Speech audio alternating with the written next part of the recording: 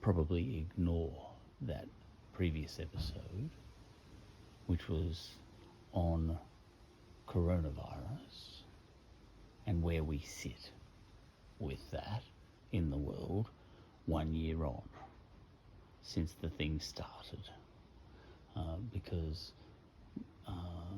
I saw an article by none other than Andrew Bolt straight after I made that episode.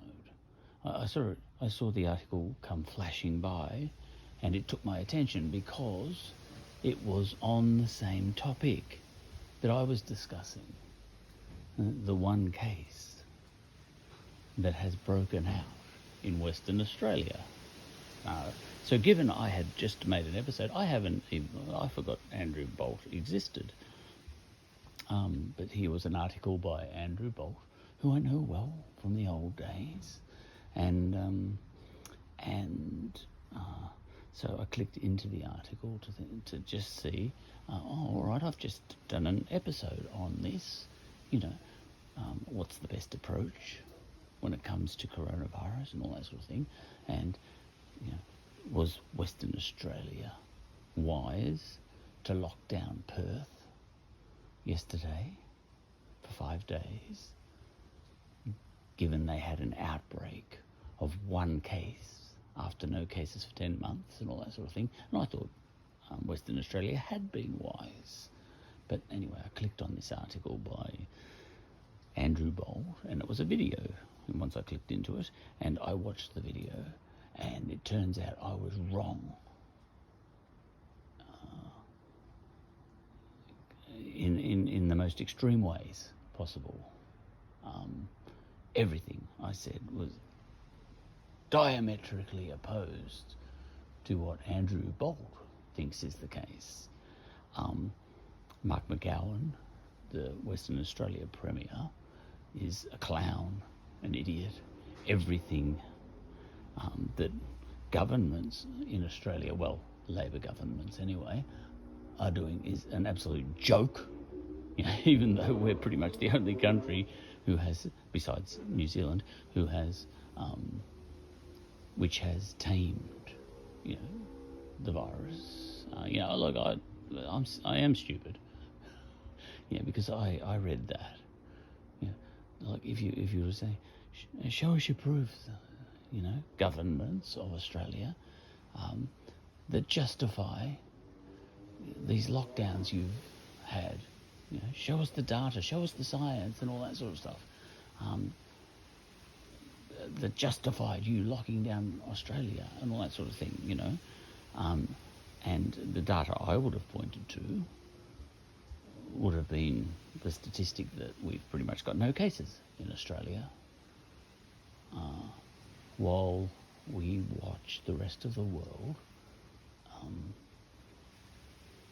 just succumb to this virus.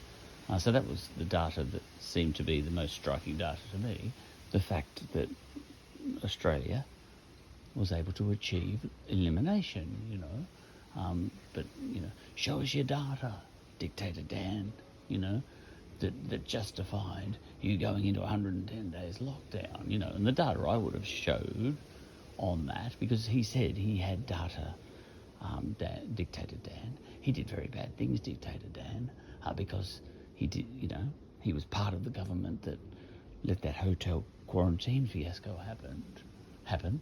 But then again, given that it did happen, he was also part of the government that eliminated the virus once it escaped.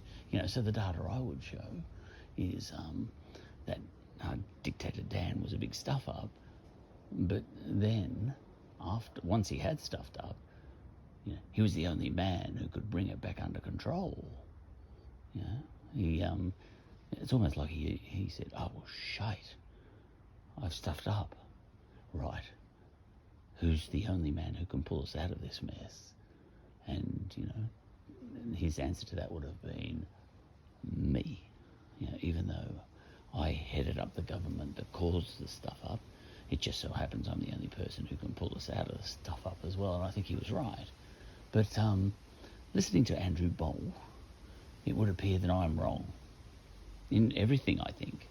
about the coronavirus because Andrew Bolt, he's just, the tone of voice, he just can't believe what idiots our government is. And, we've got more than one government when it comes to the coronavirus, because we're talking state governments then, aren't we? So he just thinks the state governments of Victoria, well, mainly the Labor ones. I think he gives a tick to anyone who's liberal. But just a clown. He just went on and on and on. He was just mystified, shaking his head that, for example, that Perth would go into a 5-day lockdown on the basis of one case. Now, he said two things which I absolutely agree with, but I don't know, and I don't know enough about the logic between having the logic of having hotel quarantining in the middle of cities as we have them. He said, why don't we do our hotel quarantining for returned visitors to Australia, like people coming to Australia on aeroplanes? Why don't we have them outside the cities in remote areas? And that sounded smart to me, so I was on Andrew Bolt's side there. So to that extent, I missed that entire point. In my previous episode was a joke, because Andrew Bolt, everything he said in his episode was scathing about the performance of our governments in Australia, whereas I was quite admiring of our governments in Australia. My stat that I look at is the fact that we don't have coronavirus in Australia.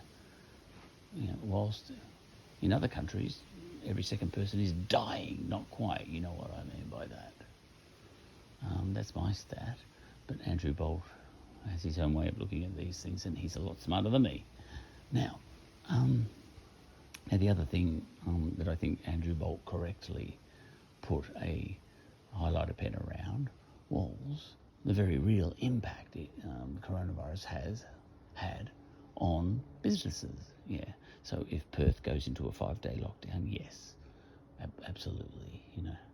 That can cause, no doubt, that's causing a lot of mayhem for a lot of businesses, restaurants, and all that sort of thing.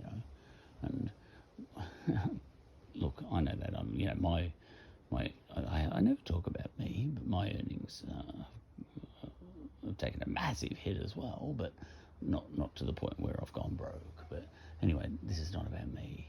This is about Andrew Bolt being right that the impact of lockdowns on businesses is something to be considered. And in my episode, I was suggesting that you lock down in order to save economies and therefore businesses, whereas and for that reason I was very supportive of the Western Australian government, for example, locking down Western Australia on the basis of one case, because I'm of the incorrect opinion, perhaps, that you take no chances at all. You lock down in order to save businesses in the long run. That argument won't fly with anyone who actually does go broke during the lockdown. Of course, they'll hate any commentary like this, but overall, and so, look, I don't know where the truth lies about what is the right thing to think when it comes to coronavirus. It could be something in between the way I think and the way Andrew Bolt thinks. And at the other point of the triangle, what someone else entirely thinks.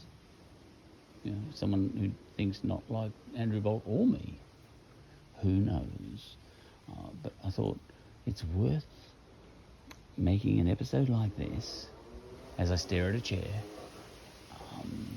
as a counter-argument to the episode I just made. Do you know, I would, if I had time, make a counter argument to every episode I ever make. But I usually don't get around to it because I just make an episode on whatever comes to my head first.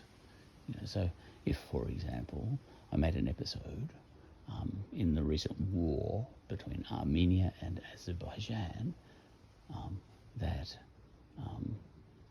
that saw things from the Armenian side, normally I would like to follow that up with an episode that sees things from the Azerbaijan side, but sometimes I don't get around to doing that. Like, I try and do that within an episode. But right now, I've heaped praise on Mark McGowan, the Premier of Western Australia, for locking down Perth on the basis of one case, the first case that Western Australia has had in 10 months. I've done that in the episode previous to this one, and now I've highlighted what an absolute clown he is for doing that. So you've got the two episodes. And these wouldn't be the only two perspectives you could have on the decision by Mark McGowan, the Western Australia Premier, to lock down Perth on the basis of one hotel quarantine worker catching coronavirus from a traveller from overseas coming to Australia or returning to Australia.